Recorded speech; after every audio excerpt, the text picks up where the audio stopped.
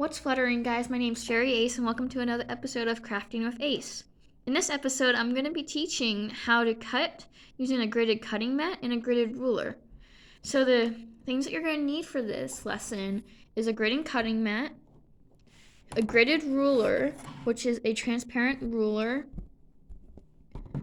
that has a grid on it.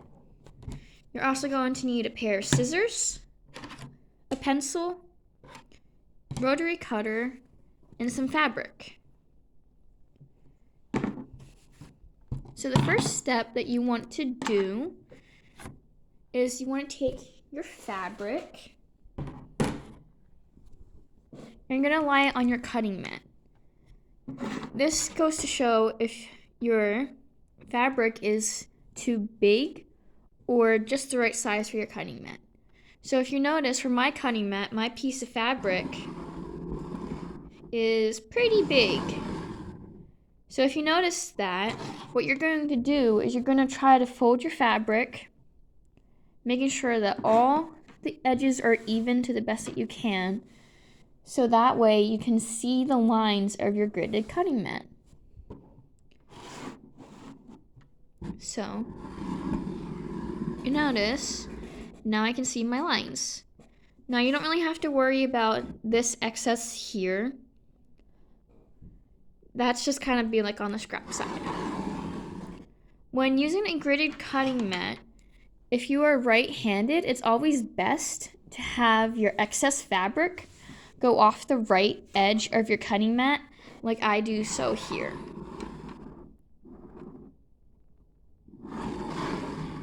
For lefties, it's a bit more tricky because you probably have to do it more to the left.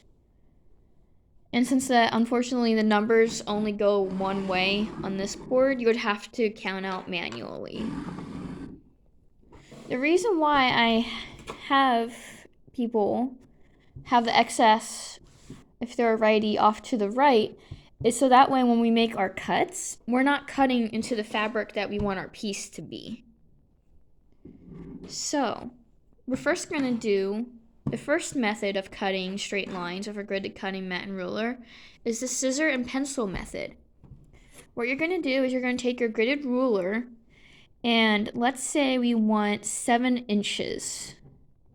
We're going to line the right edge of our rulers up to where it says 7 inches, which is right here on our gridded cutting mat,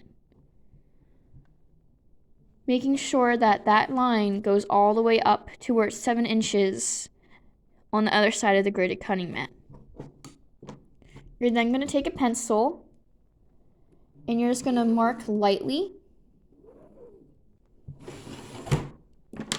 on your fabric.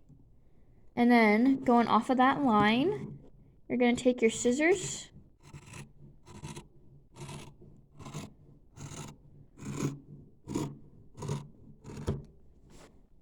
and you have an almost straight cut depending on how well you cut.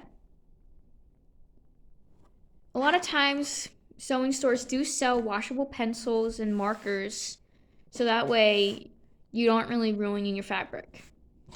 So make sure that you use like a washable pencil or a washable marker when using that method. The other method of cutting straight lines with a gridded cutting mat and ruler is by using a rotary cutter. A rotary cutter is a cool tool that's just like a pizza cutter. It's a circular blade that has a nice little sheath so that way you don't accidentally cut yourself. Whenever you're not using it, it's always best to make sure you have that sheath on because these blades can be pretty sharp and they can hurt a lot if they cut you. So always remember, safety first when it comes to rotary cutters. So we're going to do the same thing like we did for measuring with the pencil and scissors. We're going to line up our fabric so it's nice and even. We're going to line up our ruler. And we're going to come once again to 7 inches. The difference here now is that when we lie our gridded ruler down, we're going to take, for our right-handed people, we're going to take our left hand and we're going to spray our fingers out So that way we keep a nice strong grip down on our gridded ruler. This way, it's so that way our ruler doesn't shimmy and slide when we try to cut. And then taking our rotary cutter, you're going to have your thumb up here on the top with your forefinger down here on the bottom, and you're going to grasp it in your hands. When you're ready to make your cut, you're going to put your sheath down and you're going to cut away from yourself at an acute angle. You don't want to go all the way up like a 90-degree angle, but more of like a 45-degree angle. And you're just going to press, not too hard, not too light, so that way you cut through all layers. When you're done cutting, you're going to make sure you put that sheath back on, and you're going to put the rotary cutter off to the side. And you'll notice how as long as your ruler didn't move, you've got a nice straight cut. Now for our left-handed people, what you're going to do instead, I'm going to flip that around since that has a fold there. You're going to have your excess fabric go off to the left. And instead of lining up your ruler to the 7, you can line your fabric edge up to the 7 inches and have your ruler come to the 0.0 line right here at the edge.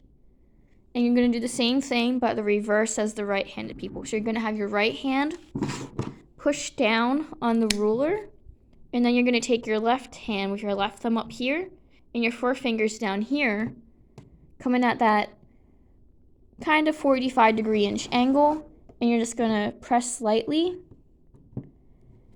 Might have to push through a couple of times depending on the thickness.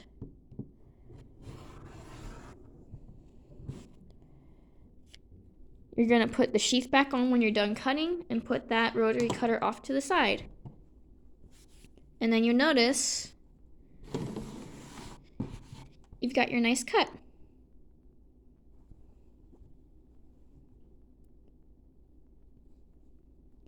So this is a good way for making tote bags, making pillowcases, or any other type of pattern that requires straight, rectangular, or squarish edges.